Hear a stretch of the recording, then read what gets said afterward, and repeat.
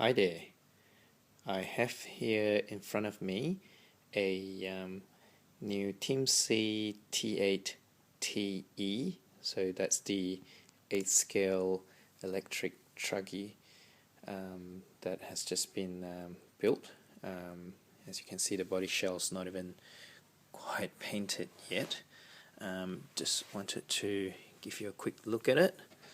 I'll take off the body shell.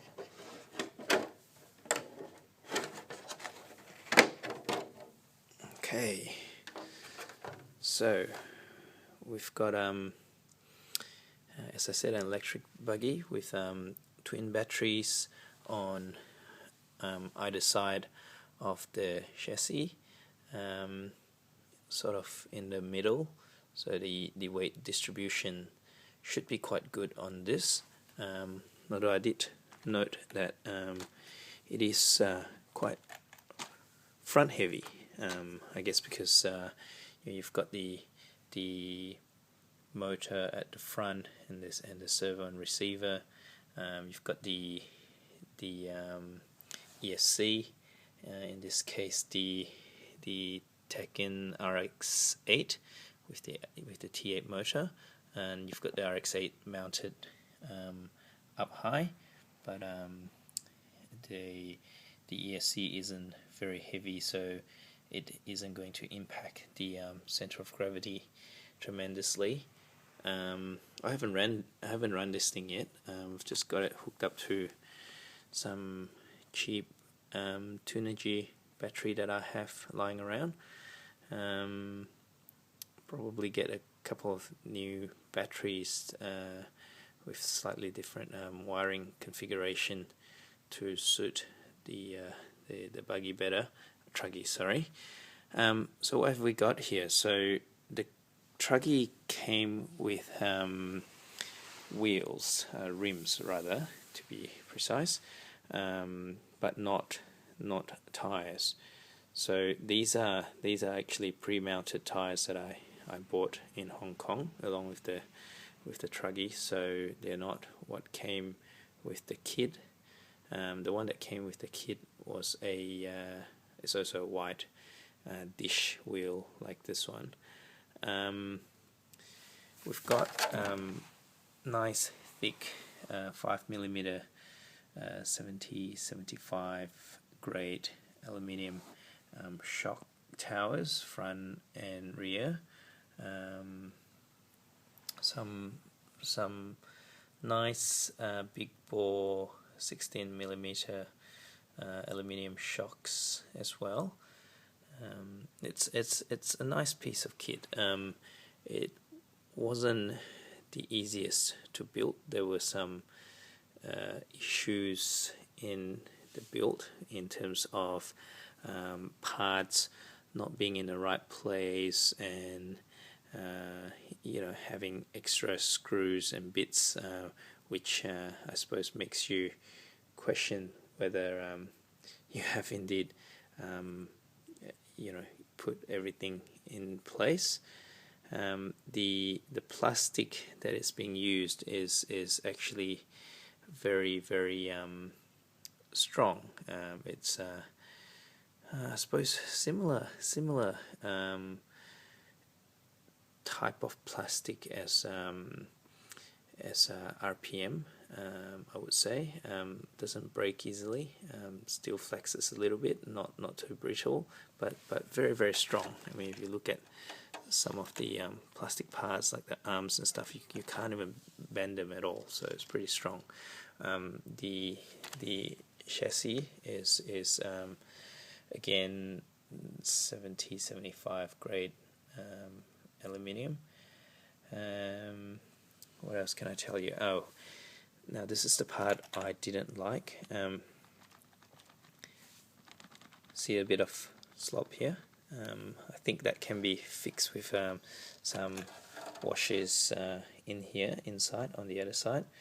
But if you look properly, it isn't just the wheel that is that has slop in it. It's the mechanism here as well, which which turns the front wheels, obviously. So not sure what I can do with that. Probably not much, unfortunately. So it isn't as tight as a say my RC8 BE kit, which was actually my preference, or rather the RC8T Championship Edition was my preference in terms of an 8-scale truggy, but it was quite expensive by the time you bought the kit, bought the conversion kit into electric, etc., etc. It just didn't make sense to me financially, so I bought this instead, which came to, I bought it in Hong Kong, so it was a bit cheaper than what you see in the US or on the internet in Europe. But look, overall looks like a good truck. Again, haven't run it, so I'm not very sure. Hopefully it will be as good as it looks. In terms of the size of this, it's fairly large actually. I've got a MT4 G3 sitting on similar sized Proline Badlands, and this thing is probably, I put them side by side earlier, and this thing was probably about, about half an inch to an inch, probably more like half an inch longer in wheelbase. It is fairly large. It's I have here a my 5T, Losi 5T.